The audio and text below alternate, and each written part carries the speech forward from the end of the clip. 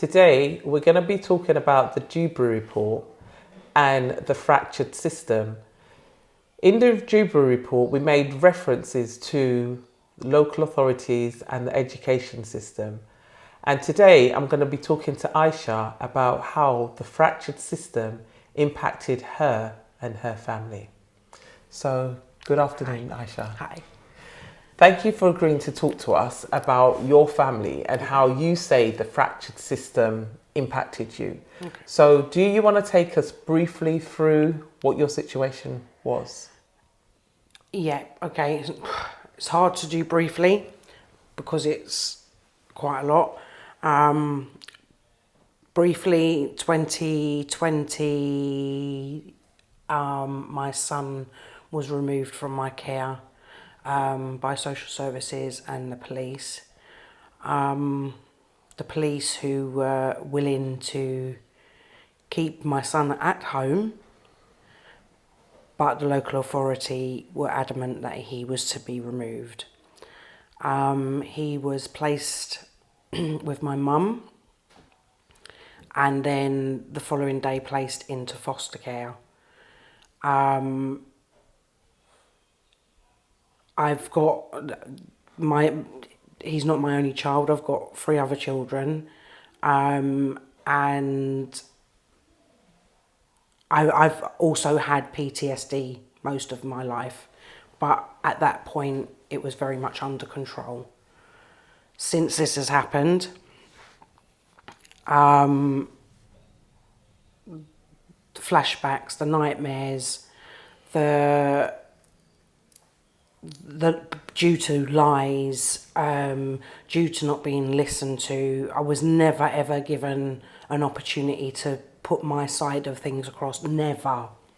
And you weren't given opportunities to put your side across by local authority, by the police? Authority. Okay, was your son removed under a police protection order? Yes, he was. Okay. Okay, and did you feel that the social services as they were worked with you and the family, or tell us a little bit about how that worked or how you felt like you weren't listened to or you were listened to? Because what we're trying to establish for those who hopefully have read the Duberry Report by now is how the fractured system can actually impact on families and have lasting effects. Just the social worker that attended just seemed to have it in for me from get-go. She wasn't very nice. She was giving us dirty looks. She treated me and my family horrifically. There were lies told. The particular allegation, my son has always concretely said this did not happen. Okay. He had medical examination, no injuries, no historical injuries, no scars, nothing on him. Okay, so let me make it very clear for our viewers. There was an allegation that was made against you. Yes. And the allegation was something to do with your son. Yes. Okay. After these allegations, your son was medically examined? Yes. And there was no medical evidence as None. to the allegation? None. But yet still your son was kept in foster care? Yes. How long was your son in foster care? A month. Okay. And then what happened after the foster care? He went back to my mum's. Okay. So he was removed from your house? Yes. He was placed with mum overnight? Yes. He was then placed in foster care for a month? Yes. And all the time you had a court case going on? Yeah. And then he was placed back with mum? Yeah. How long did he stay with his grandmother? 4 months. Okay. 4 months. After the 4 months, he was returned back to the family home? He was returned back to the family home. Tell us a little bit about how the impact of the removal has impacted on your son. And the removal is what we call the fractured system. Unfortunately, we don't have a lot of time to tell your in-depth story, but it is still part of that system that's contributed to the disruption in your family. Yeah. So how's it impacted on your son? Something that, from the day that he was removed from me, I was then not allowed to have one-to-one contact on my own with him up until April the following year. Our contact took place in a contact centre that is directly opposite my house. So that little boy had to attend contact centre knowing his home. He couldn't go anywhere near his home. He was with people that were bringing him to contact centre. He would often threaten to run and just run home because that's all he wanted to do. And the impact on him,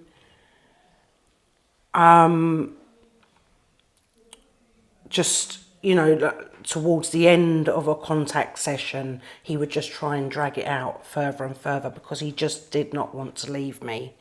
And it left him with nightmares. It's left him still now. He's doing his healing, but he's still fearful of being taken. So within the report, we talk about individual trauma, we talk about community trauma, we talk about childhood trauma. Now, we also talk about the fact that trauma comes around for many different reasons. And it sounds as though your son is going through a trauma which was created by the removal from his home. Yes. The removal by local authority workers. Yes. The removal because of an allegation that was made against you. Yes. And now he's having to go through his healing. Yes. Now, this is the fractured system that we work in, that we live in, which has created that. How have those authorities helped you in helping him to heal? Very, very little. So I was allocated a support worker after the court hearing to say that he was on a supervision order. I think I saw her on video 2 or 3 times, but she wasn't often on time. She just wasn't, there was just something. So she wasn't very connected? She wasn't very connected. I had already started to source my own support because I wasn't willing to be on no waiting list. Okay, lovely. Because I needed to get my son home. We always knew that at least 70% of his healing would come from the home. Be coming from the home. Yeah. So, yeah. Tell me how he is today, because how is he? He's now been out of the care system, and we use care system very loosely. Yes. I mean, because he is still on an order, or I believe you said the order's just completed. The order's just been completed. But he was in the system for a while. Yes. He's now out of that system. How is he now? I've removed him from the school that he was in where the allegation was made. His new school is amazing, very supportive. The school sit and have good conversations with me. We know, you know, that there are going to be a bit of ups and downs with him because he doesn't trust the school.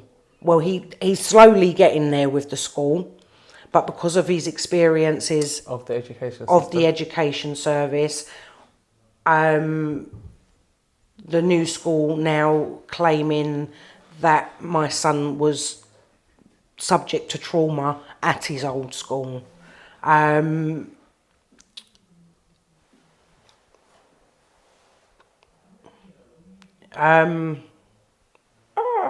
So, if we look at all that he's gone through, we know that, as you just said, he was subjected to some form of trauma in his old school. Yeah. However, that came around. He's now moved to a new school Yeah. who are prepared to work with that trauma, but also acknowledge him for the little man that he's in. And we're hoping that, you know, moving forward, that you and your family can do the healing together. Yeah. And what I just want to do is just thank you for being a part of the this review. I take it that you've read the Duberry Report. I have read the Duberry Report. Tell us what you think about the Duberry Report. I think part of my reason for being here is that I do also share that passion with you, that systems need to change. There's no humanistic approach from the authorities. So, and of course you have also supported me through my journey. And yeah, so. And just remaining open and transparent. Taking Positive Steps is an organisation which was founded by myself, and an organisation that worked with Ayse and her family before they came to the attention of the local authorities. So today we were discussing with Ayse the fractured system, which is very much highlighted in the Duberry Report, and the recommendations that are made for how we can actually make it better.